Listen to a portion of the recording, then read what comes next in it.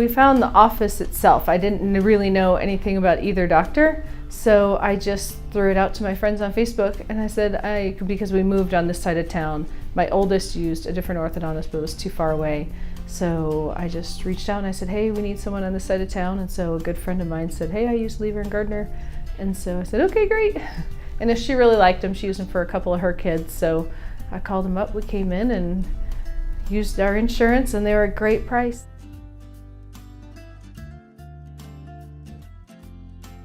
Anytime we come in, the gals at the front desk always know who you are. You know, they greet you by name and they say, okay, we have you checked in. You don't have to do anything. You just kind of walk in. And I don't think I've ever waited more than 10 minutes, honestly, for any of the kids or myself to go in. And the gals in back, it doesn't matter who's helping you out that day. You know, they remember things from the last time you were there, and you know, just funny stories. And if, you know, I happen to have been going out to dinner one night. She's like, oh, how was that dinner? And I'm like, that was 8 weeks ago. How do you remember that? And so, you know, they always know who you are. And even Dr. Gardner, when I'm just sitting there after, you know, 2 times being in, you know, he knew right away. And so it's been great.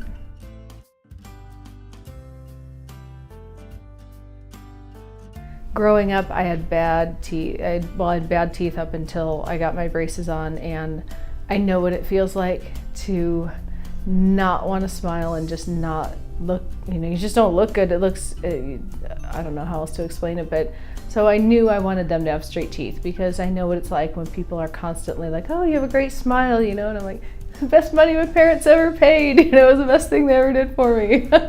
And so that's what I wanted for them. So now that they have it, they're all really good about always wearing the retainer at least a couple nights a week, now that it's been quite a few years. So.